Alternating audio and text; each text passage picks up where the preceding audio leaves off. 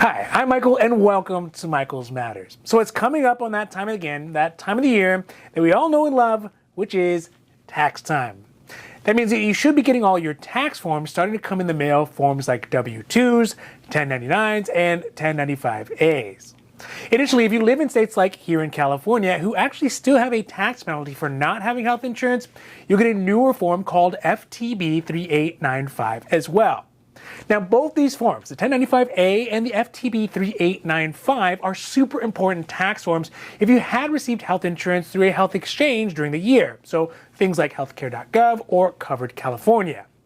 These forms indicate how much money you did receive to help you pay for your health insurance, and more importantly, are used to create Form 8962, which indicates how much you may have to pay back if you underestimated your income, and also to help you avoid paying the tax penalty for not having health insurance if you're in one of those states that do have the penalty. So today we are talking about the health insurance tax forms 1095A, 1095B, and 1095C, as well as the California health insurance tax form FTB 3895, which are all used to create the form 8962, and what to do if you never get one or if the information on your forms are incorrect. Now, before we get to it though, if you like this information, if you find it interesting, if you find it helpful, if you find it useful, please don't forget to like and subscribe. That way you can get updates when our newest and most informative videos become available.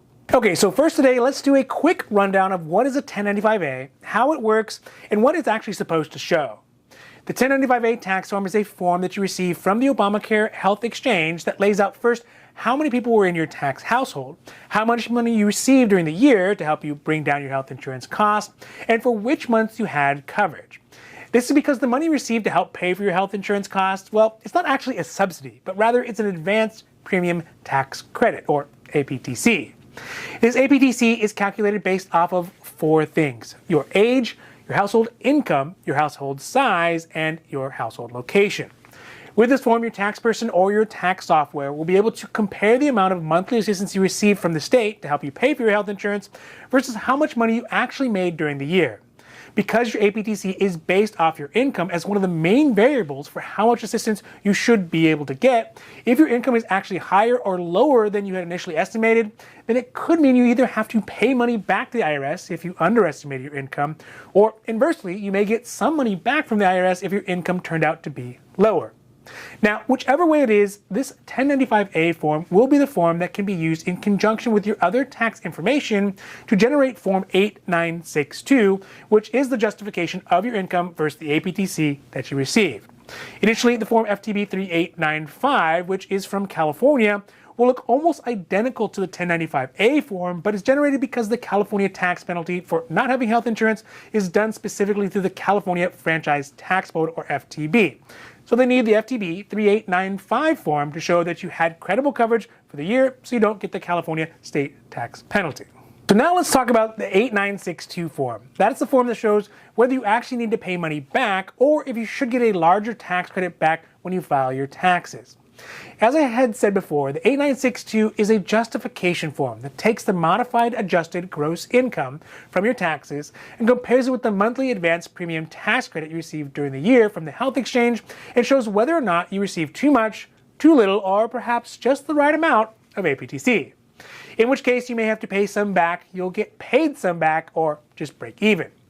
This is one of the most confusing things that people often think about health insurance as a penalty. They say, well, I had coverage through Obamacare and I had to pay back $2 or $5, $10, even as much as $20,000 back because it's an Obamacare penalty. When in actuality, this is not the case. More often than not, it's not a penalty, but just a reconciliation of how much APTC they received versus how much they should have received. The most common reason this happens is, one, that people make more money than they thought they would, which will either happen a lot this year, especially when unemployment income is actually counted as part of somebody's magi.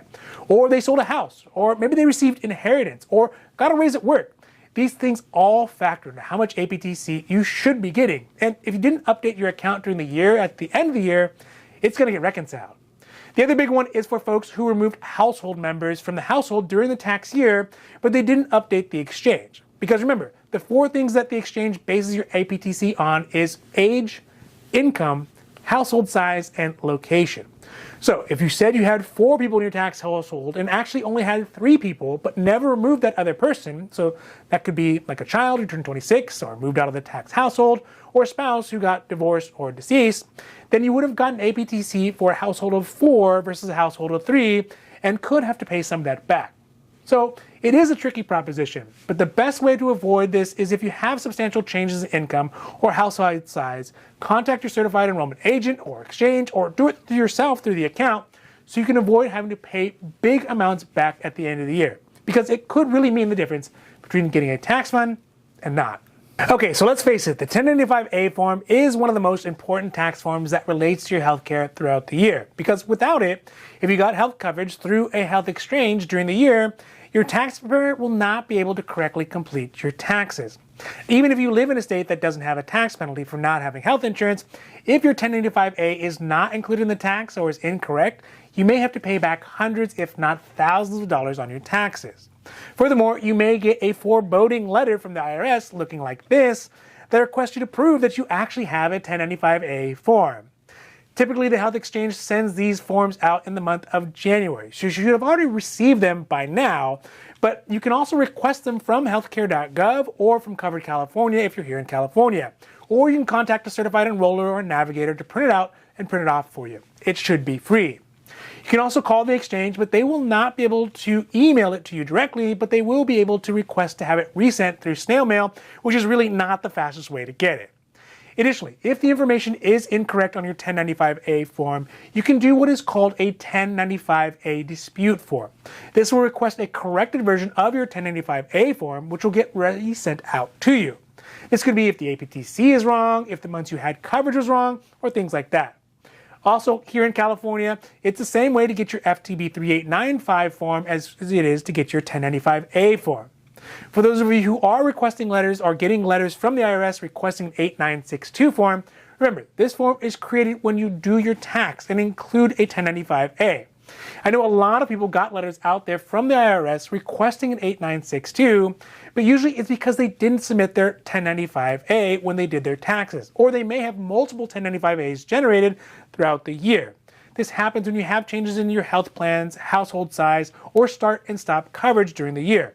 You can get multiple 1095As for each of these changes that will immediately be submitted when you file your taxes, or your taxes might get rejected. Now, even though the 1095A is the most important form in the 1095 family, there are still 2 other versions of the 1095 forms that are for folks who get their insurance through things like a government system like Medicaid, Medi-Cal, Medicare, the VA, or through their employer. These forms are called the 1095B and 1095C. Yeah, I know, not very creative. But the 1095B is generated when you have coverage through a government program, and it looks like this. The 1095C is for people who get their coverage through their work, and it looks like this. These forms, like the 1095A, show whether or not you had coverage during the year, for which months, and in the case of a 1095C, if you had been offered health insurance from your employer and either accepted or denied it. Now, you may or may not get these forms in the mail in January, but they are typically submitted to the IRS from the government program you are in or from your employer directly. So you usually don't really need to worry about them unless one is being requested by the IRS, at which point you can request them directly from the government health program that you're in or from your human resources people at your work. So I'm not sure if I stress this enough, but the 1095A form is super duper important, because it's one of the ways the IRS will be able to know if you need to pay money back or possibly get reimbursed for how much you paid for your health insurance through the health exchange. Additionally, for those living in states that do have a penalty, it can be a way to show that you actually had coverage and avoid that penalty. Now, unfortunately, the way that the IRS justifies how much you spent is pretty messy and probably really not the best way they could have done this, but you know, the IRS, they're not really concerned about being messy or confusing or Byzantine. They just want to know if you owe them money. But luckily, there are multiple ways that you can request a new 1095A form if you have not gotten it. Especially right now, when things are not so crazy busy in the tax and insurance world, you may be able to actually get it pretty quickly. But if you do wait until April, when many folks panic and need the forms, it may take weeks, if not months, to get them, which will delay your taxes. So please, if you need a 1095A form and you know it's wrong or you didn't get one, let's try to get it done early, folks.